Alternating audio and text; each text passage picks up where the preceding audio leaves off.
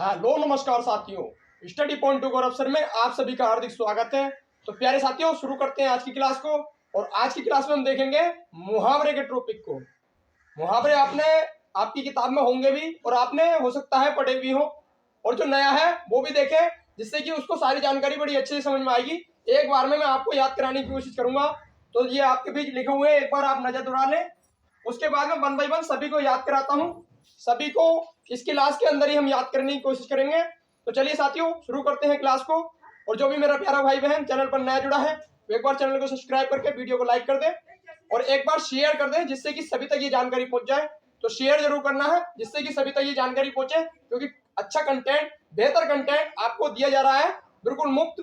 तो आपका फर्ज बनता है शेयर करना। तो आप शेयर तो कर ही सकते हैं। आइए देख लेते हैं पॉइंटों को। आप जानते हैं अंक भरना। अंक किसका पर्यायवाची होता है? तो अंक होता है शरीर का। अंक किसका पर्यायवाची है? शरीर का। शरीर यानी गोद, गोद यानी अंक पर्यायवाची होता है शरीर का। अंक भरना यानी गोद लेना, शरीर से ही मिलाना। तो आप इसे समझ सकते हैं। इसके बाद आता है अंक लगाना। अंक लगाना, अंग माने शरीर से लगाना। अंग माने शरीर का पर्यायवाची, और अंक लगाना यानी शरीर से लगाना। शरीर से लगाना यानी आलिंगन करना। आलिंगन, आलिंगन आप सब समझ। आलिंगन किसका पर्यायवाची है? तो आलिंगन किसका पर्यायवाची है? शरीर का ही पर्यायवाची होता है आलिंगन। आलिंगन करना आप से समझ सकते हैं। इसके बाद आता है अंग नहीं समाना। अंग नहीं समाना, अंग नहीं समाने का मतलब है नहीं संभाल पाना। यानी अंग नहीं समाने का मतलब है कि अपने आप में घमंड करना। अंग नहीं समाना यानी संभाल पाना नहीं। यानी अंग का मतलब क्या होता है? शरीर। अंग का मतलब शरीर, और अंग नहीं समाना यानी उस अपने शरीर को नहीं संभाल पाने का मतलब है अंग नहीं संभालना। तो ये कह रहा है नहीं संभाल पाना। आइए इसके बाद बढ़ते हैं। इसके बाद आता है अंग गिरना। अंग यानी शरीर। शरीर का टूट कर गिरना, यानी उसे क्या कहता है? अंग गिरना, शरीर का टूट कर गिरना। आप जान सकते हैं अंग का मतलब पर्यायवाची। आपको सिर्फ अंग का पर्यायवाची अगर पता है कि शरीर का है, तो अंग से संबंधित सारे हो जाएंगे। अंग गिरने का मतलब है कि उत्साह, आपके अंदर जो उत्साह है वो टूट जाना, तो वो समाप्त नहीं होना है। पहली बात आप ध्यान रखना है कि आपको उत्साह बनाए रखना है। आपको याद यही कराऊंगा। आइए बढ़ते हैं। अंग उभारना। अंग उभारना, अंग यानी अंग उभारना, अपने लक्षणों को प्रकट करना, जवानी के लक्षणों को प्रकट करना। अंग उभारने का मतलब है अंग उभारना। अंग आप समझ सकते हैं कि बालक होता है, जो छोटा सा बालक होता है, उसके अंगों में बदलाव कुछ अलग होता है, लेकिन जब वो जवानी की तरफ बढ़ता है तो उसके अंगों में बदलाव होने लगता है। तो आइए, ये इसका था। इसके बाद आता है आंख की किरकिरी होना। आंख की किरकिरी यानी बुरा होना। आंख में चुभना। किरकिरी माने आप समझ सकते हैं, अगर आंख में कुछ गिर जाए तो क्या होता है? वह बुरा लगने लगता है। तो ये हमारा याद हो चुका है, अंक में चुभना। इसके बाद आता है अच्छा न लगना। आप जानते हैं अगर आंख में अगर गिर जाए तो आंख में क्या हो जाती है? लाली आ जाती है, और वो क्या होता है? अच्छा नहीं लगती। तो अंक गिरना, अंक की किरकिरी होना, अच्छा नहीं लगना। इसके बाद आता है आंख खुलना। आंख खुलना, आंख खुलने से आप समझ सकते हैं कि आंख खुलने का मतलब ये है कि आपकी अगर आंख खुल जाती है तो क्या हो जाता है? सवेरा। ऐसे ही अगर आपके बीच, आपके साथ अगर कोई अगर दुर्भाग्य वाली बात कर रहा है, आपके साथ गलत बात कर रहा है, और टाइम पे आपको पता चल जाए, टाइम पे अगर पता चल जाती है, तो उसका मतलब होता है सतर्क हो जाना। इसके बाद आता है आंख बचाना। आंख बचाना यानी आपके सामने आप चल रहे हैं और आपका कोई दोस्त चल रहा है, और वो एक तरफ से साइड से लिख जाए, तो आप क्या समझेंगे? आप कि उनने क्या कर दिया? आंख बचा ली, यानी किसी से कतराना। आप समझ सकते हैं, कतराना या दूसरे से बचना। इसके बाद आता है आंख मैली होना। आंख मैली का मतलब आप अगर ऐसा करते हैं तो आप समझ सकते हैं क्या हो सकता है कि अगर आपकी अगर नीयत खराब है, किसी की नीयत खराब है, तो क्या होता है? वो ऐसे करके करता है। आप ध्यान रखना, कभी भी ये चीज सोचना, किसी के ऊपर आप एक्सपेरिमेंट करके देखना, ये चीज होती ही होती है। तो अंक इधर। इसके बाद आता है इधर का ना उधर का। कहते हैं धोबी का कुत्ता, न घर का न घाट का। ना अगर किसी ने अपने मालिक के साथ धोखा कर दिया और मालिक ने उसे नौकरी से निकाल दिया किसी दूसरे के चक्कर में, तो होता क्या है? और वो दूसरा भी उसे अपनाता नहीं, तो मालिक से भी गया और उस दूसरे से भी गया। यानी धोबी का कुत्ता, न घर का न घाट का। तो इसका मतलब क्या आ जाएगा? इसका मतलब आ जाएगा बेआबरू होना। बेआबरू होना, इज्जत खराब हो गई, बिल्कुल बेकार हो गया। इसके बाद आता है इधर की दुनिया। क्या है? दुनिया उधर। हाँ, इधर की दुनिया उधर होना। इधर की दुनिया उधर होने का मतलब है कि अनहोनी होना। अगर इधर की दुनिया उधर, अगर किसी के बाद बाय चांस अगर कोई दुर्घटना हो जाती है, तो वो सोचता तो यह है कि मैं पेपर देने जा रहा हूँ, सोचता तो यह है कि मैं आज बहुत बड़ा आदमी बनने वाला हूँ, और लेकिन होता क्या है, दुर्भाग्यवश ऐसा ना हो किसी के साथ, दुर्भाग्यवश उसके साथ क्या हो जाती है, अनहोनी हो जाती है, तो उसकी दुनिया क्या हो जाती है, इधर की उधर हो जाती है। आता है ओखली में सिर देना। ओखली में सिर देने का मतलब क्या है, जानबूझकर संकट मोल लेना। ओखली ओखली में सिर, आपने देखा होगा कि ओखली के अंदर क्या होता है, जिस चीज को भी कूटते हैं उसका क्या हो जाता है, उसका चूरमा बन जाता है, यानी उसके अंदर अगर सही चीज करेंगे तो खराब हो जाएगी, यानी क्या हो जाएगा, उसका जानबूझकर संकट मोल लिया गया उसके साथ। आइए इसके बाद बढ़ते हैं, आंखें तरसना। आंखें तरसना, आंखें तरसने का मतलब है किसी को आपने बहुत ही वर्षों के बाद देखा हो, जैसे कि 5 साल के बाद अगर देखा हो, अगर आप मुझे भी 5 साल के बाद देखेंगे तो ऐसा हो सकता है कि आपको पहचानने में ना आए, और ऐसा हो सकता है कि मेरे अंदर कोई और बदलाव हो जाए, तो उसे आप कहेंगे कि आपको देखने के लिए मेरी आंखें तरस गई। इसके बाद आता है इज्जत अपने हाथ में होना। इज्जत अपने हाथ में होने का मतलब है कि इज्जत अगर खराब हो जाती है तो क्या होता है, मर्यादा चली जाती है। कहते हैं मर्यादा पुरुषोत्तम श्री राम, आप जानते हैं उनके बारे में, मर्यादा पुरुषोत्तम श्री राम के बारे में, क्योंकि उन्होंने क्या किया, उन्होंने अपने राज्य के प्रति किसी से भी भला बुरा नहीं कहा, और उसने वो अपनी मर्यादा में रहकर सबकी बात मानते थे, इसीलिए उन्हें मर्यादा पुरुषोत्तम श्री राम कहा जाता था। अपने हाथ उनकी, क्योंकि वो चाहते थे कि इज्जत जो होती है वो अपने हाथ में होती है। अगर मैंने आज किसी को गलत कहा तो वो फिर मुझे भी गलत कहेंगे, तो इससे हमें सीख ये मिलती है इस वाले इससे कि किसी के साथ बुरा नहीं करना है। आइए बढ़ते हैं, नेक्स्ट पॉइंट आता है श्री गणेश। श्री गणेश यानी शुरू होना। श्री गणेश होना का मतलब है शुरू होना। कहते हैं ना श्री गणेशाय नमः, किसी भी अगर कहते हैं, यानी हमें हमारे देवताओं में माना गया है कि सबसे पहले जो पूजा की जाती है वो किसी की जाती है, गणेश भगवान की जाती है। लेकिन आपने मंत्र उच्चारण में देखा होगा, कहीं ना कहीं तो देखा ही होगा कि वहां पर पहला मंत्र बोला जाता है श्री गणेशाय नमः, यानी पहले हम किसे मनाते हैं, गणेश जी को। तो यहाँ से इसका मतलब हो गया कि शुरू हो गया। इति श्री का मतलब होता है समाप्त। इति माने अंतिम और श्री माने शुरू होना, यानी समाप्त हो जाने का मतलब है इति श्री। इसके बाद आता है इज्जत बिगाड़ना। इज्जत बिगाड़ने का मतलब होता है किसी भी मर्यादा भंग करना है। इज्जत बिगाड़ना यानी कि आपकी अगर कोई इज्जत करता है और किसी दूसरे ने क्या किया, आपकी इज्जत बिगाड़ दी, तो क्या होता है, उससे आपकी मर्यादा पर बहुत ही बुरा असर पड़ता है, यानी मर्यादा भंग हो जाती है। इसके बाद आता है ईंट से ईंट बजाना। ईंट से ईंट बजाने का मतलब यह है कि अगर आपके साथ क्या कर दे, आपके साथ कोई बुरा काम कर दे, यानी ईंट से ईंट बजाने का मतलब यह है कि अगर आप किसी काम को कर रहे हैं, और आके कोई दूसरा उसे क्या कर दे, तो उसे बर्बाद कर दे, उसे नष्ट कर दे, तो क्या होता है, तो आपकी क्या हो जाता है, तो आपकी ईंट से ईंट बच जाती है। तो आप ध्यान रखेंगे इस चीज का। आता है ईमान बह जाना। ईमान बह जाना यानी कि इस पॉइंट को आप ध्यान से समझेंगे, कोई भी बुरा नहीं मानेगा। किसी भी लड़की को देखकर क्या होता है, एकदम से मन में अलग ही ख्याल आ जाता है, तो समझ सकते हैं क्या होता है, हमारा धर्म भ्रष्ट हो जाता है। चाहे वो हिंदू हो, मुस्लिम हो, सिख हो, ईसाई हो, किसी भी धर्म से संबंधित हो, अगर लड़का या लड़की या कोई भी अगर किसी भी धर्म से संबंधित है, सिर्फ आपको याद कराने का पर्पस है, अगर किसी भी धर्म से संबंधित है तो क्या होता है, तो वो ये नहीं देखता है धर्म से कौन से संबंधित है, क्या होता है, वो उसके ईमानों में बह जाता है, उसके अरमानों में बह जाता है, यानी ईमान बह जाना। इसके बाद आता है ईंट के पीछे टर होना। ईंट के पहले टर होना यानी टाल देना। इसके टर का मतलब होता है खत्म होना। टर का मतलब होता है एक साइड कर देना।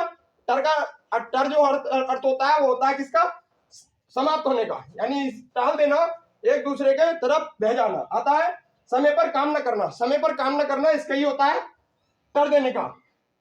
इसके बाद आता है उंगली उठाना। आपने देखा होगा कि वो कहते हैं ना, एक पिक्चर में आपने देखा होगा, शत्रुघ्न सिन्हा की पिक्चर में कहता है खामोश। आपने देखा होगा ये डायलॉग। तो खामोश का मतलब क्या होता है, वो चुप करने के लिए कहती है, तो इसका मतलब उंगली उठाना। उंगली उठाने का मतलब है आलोचना करना, इसका आप ध्यान रखेंगे। इसके बाद आता है उंगली पर नचाने का मतलब है कि अगर आपने देखा होंगे बहुत से ऐसे कलाकार होते हैं जो उंगली को गेंद पर नचा लेते हैं, तो वो क्या करते हैं, उस गेंद को क्या कर लेते हैं अपने बस में, तो क्या होता है बस में करना। इसके बाद आता है उगल देना मतलब किसी भी, अगर आपके अंदर कोई भी भेद छिपा हुआ है और कोई बात ऐसी पड़ जाए कि आपको वो बात बोलनी पड़ जाए, तो वो तीसरा आदमी क्या समझेगा कि यार बड़ा बुरा आदमी है, कि पहले से छुपा पड़ा था, जब से बता देता तो ये काम हो ना जाता। तो कहता है कि उंगली पर, ये कहता है उगल देने का मतलब कि भय प्रकट कर देना, पुरानी बात को बता देने का मतलब उगल देना। इसके बाद आता है उड़ती चिड़िया पहचानना का मतलब कि जैसे आप समझ रहे हैं, अब बहुत से व्यक्ति आपने देखे होंगे कि मैं तो चिड़िया के पर गिन देता हूं, तो वो क्या करता है उसमें, तो वो कर देता है मन की बात जानना। वो कहता है कि मैं इस चिड़िया के पर गिन दूंगा, मैं इस चिड़िया के पर गिन दूंगा, यानी कि वो सब चीज जानता है इसके बारे में, तो यानी कि मन के बात जानता है उसकी। आता है इसके बाद ऊंच नीच होना। ऊंच नीच होना का मतलब है बुरा भला बुरा होना। ऊंच नीच होना का मतलब है भला बुरा होना। इसके बाद आता है खाक में मिलना। खाक में मिलने का मतलब होता है, आपने देखा होगा, खाक में मिलने का मतलब क्या होता है, अगर आपकी बात अगर ना मिल, मतलब आप अगर ऐसा समझे कि अगर किसी से पैसे मांग रहे हैं, किसी से पैसे मांग रहे हैं और उसने पैसे नहीं दिए, तो उसे क्या कहेंगे, ऐसे पैसों का कोई काम नहीं है, मुझे नहीं चाहिए, ऐसे पैसों को खाक में मिला दो। खाक में मिला दो यानी कि उसे नष्ट कर दो, मुझे कोई जरूरत नहीं है। इसके बाद आता है नेक्स्ट, सुन ऊंचा सुनना। ऊंचा सुनने का मतलब आपने देखा होगा, ऊंचा सुनने का मतलब होता है किसी व्यक्ति को कहते हैं जो बहरा होता है कि तू ऊंचा सुनता है क्या, तो आप सुनते हैं कि कम सुनने का मतलब ऊंचा सुनना। इसके बाद आता है ऊंची सांस लेना। ऊंची सांस लेना, तो इस पॉइंट को आप बड़े ध्यान से याद रखेंगे क्योंकि ये पॉइंट होता है थोड़ा कंफ्यूज वाला। ऊंची सांस लेने का मतलब कुछ और समझ होता है, लेकिन यहाँ पर जो इसका अर्थ दिया गया है ऊंची सांस लेना, शोक में डूब जाना कहते हैं ना। आप ऐसा समझे, मैं आपको याद कराता हूं कि डॉक्टर को देखा होगा, अगर आपके वो आले से चेक करता है, वो होता है स्टेनोमीटर, स्पेग्नोमीटर होता है, उससे वो चेक करता है आपके यहाँ पर, कहता है कि लंबी लंबी सांस लो, ऐसे कहता है ना, ऐसे कहता है। तो आप क्या सोचते हैं, पता नहीं डॉक्टर क्या कर रहा है, यानी आप क्या हो जाता है, शोक में डूब जाते हैं। याद हो गया। आते हैं इसके बाद नेक्स्ट पॉइंट की तरफ, ऋण उतारना। ऋण उतारना मतलब किसी के पास ऋण माना होता है, ऋण पर्यायवाची होता है कर्जे का, कर्जे का पर्यायवाची होता है धन का पर्यायवाची होता है ऋण, यानी ऋण का मतलब होता है धन, और उतारने का मतलब दे देना, यानी कर्ज वापस दे देना। इसके बाद आता है ऋण चढ़ाना, यानी कर्ज बढ़ जाना। इसके बाद आता है एक अनार 100 बीमार, यानी एक अनार 100 बीमार। आप जानते हैं अगर आपके पास एक फल है, अनार से ले लें, जैसे कि एक अनार है और 100 व्यक्ति हैं, एक अनार को 100 व्यक्ति खाने वाले हैं, तो क्या होगा, आवश्यकता से अधिक मांग हो गई। एक अनार को कितने जने मांग रहे हैं, 100, यानी कि हमारे पास आवश्यकता तो है सिर्फ एक की, लेकिन मांग रहे हैं कितने, 100।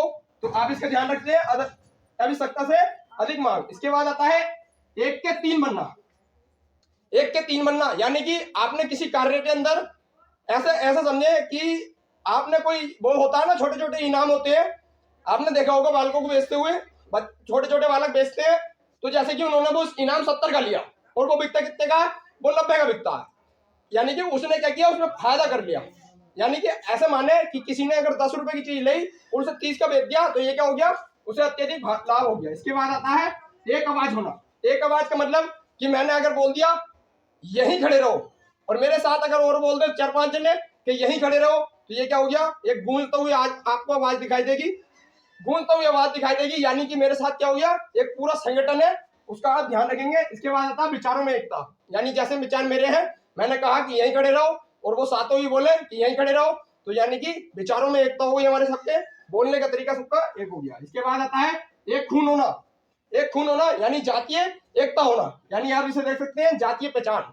आप देखते हैं कि परिवार के अंदर जो हमारा डीएनए होता है, डीएनए यानी कि जो खून होता है वो लगभग सभी का सेम होता है, एक परिवार के अंदर लगभग खून सेम होता है। आप देख सकते हैं वो क्या बताता है, पारिवारिक एकता यानी जातीय पहचान। इसके बाद आता है ऐंठ में चलना। ऐंठ में चलना, अगर कोई व्यक्ति चल रहा है कंधे तान के, यानी इस तरह से वो चल रहा है, तो आप समझ सकते हैं कि वो क्या चल रहा है, उसे घमंड हो गया, अपने पैसों पर घमंड हो गया, उसे हर चीज पर, वो किसी से बोलता भी नहीं होगा, आपने देखा होगा। इसके बाद आता है ऐंठ निकालना। ऐंठ निकालना यानी घमंड चूर कर देना। अगर कोई व्यक्ति आपसे लड़ रहा है, आप ऐसे समझ लें कि अगर कोई केस हो गया है और उस केस में क्या होता है, दोनों बराबरी पार्टी की हैं, बराबर की हैं, और क्या होता है, जो घमंडी व्यक्ति होता है वो अपनी बात से नहीं चलता और किसी वजह से उसे वो दूसरा व्यक्ति हरा देता है, तो उसकी वो ऐंठ क्या करता है, उसकी ऐंठ निकाल देता है, यानी घमंड चूर कर देता है। इसके बाद आता है ऐब निकालना। दोनों को ध्यान रखेंगे, ऐंठ निकालना, घमंड चूर होना, और ऐब निकालना। ऐब का अर्थ होता है दोष। ऐब का अर्थ होता है दोष, बुरा, आप इसे ध्यान रखेंगे। दोष निकालने का अर्थ होता है ऐब निकालना। इसके बाद आता है जैसी तैसी। जैसी तैसी करना, ऐसी तैसी करने का मतलब होता है कि आपने देखा होगा कभी कभी गुस्से में आप भी बोलते होंगे किसी के साथ कि मैं तेरी ऐसी तैसी कर दूंगा, मैं तुझे इतना मारूंगा, बहुत मारूंगा, तो आपने देखा होगा क्या किस लिए करता है वो, ये कि मैं तेरी इज्जत नष्ट कर दूंगा। अगर मैं किसी के लिए नहीं कर रहा हूं, आप एक चीज ध्यान रखेंगे, आपको याद कराना, जैसे कि आप एक पॉइंट ले लें, जैसे कि भाई भाई हैं और बड़ा भाई जैसे कि छोटे को मारता है तो थोड़ा उस पर हक होता है कि वह बड़ा है तो वह उसे समझा सकता है। लेकिन एक बात होती है कि अगर वो छोटा व्यक्ति अगर बड़े वाले पर हाथ उठाता है तो क्या होता है, उसकी इज्जत नष्ट हो जाती है। याद हो चुका होगा। आइए बढ़ते हैं नेक्स्ट पॉइंट की तरफ। एतबार उठाना यानी विश्वास समाप्त होना। आपने देखा होगा एतबार किसका पर्यायवाची है? विश्वास का। एतबार किसका पर्यायवाची है? विश्वास का पर्यायवाची है। लेकिन उठाना मतलब उस पर विश्वास समाप्त हो जाना। तो आप देख सकते हैं एतबार उठाने को विश्वास समाप्त होना। तो ये थी हमारी क्लास, जो मैंने आपको बड़ी कम समय में आपको सारी जानकारी याद करा दी है। अगर आपका कोई डाउट, कोई क्वेश्चन हो तो आप मुझे बता देना। अगर फिर भी अगर कोई कमी रहती है तो मैं अपनी तरफ से और ज्यादा कोशिश करने की कोशिश करूंगा। मैं आपको ज्यादा से ज्यादा जानकारी बताऊंगा क्लास के अंदर। तो आपका सिर्फ फर्ज बनता है आपको इन पॉइंटों को सभी तक पहुंचाना। तो एक बार शेयर जरूर मार दें अपने ग्रुपों में, अपने फेसबुक पेज पर इसे शेयर कर दें, जिससे कि ये सारी जानकारी सभी तक पहुंच जाए। तो चलिए साथियों, मिलते हैं नेक्स्ट वीडियो में। जब तक के लिए अगर कोई डाउट हो, कोई क्वेश्चन हो तो नीचे कमेंट कर देना। जब तक के लिए जय हिंद, जय भारत और देखते रहें स्टडी पॉइंट टू गौरव सर।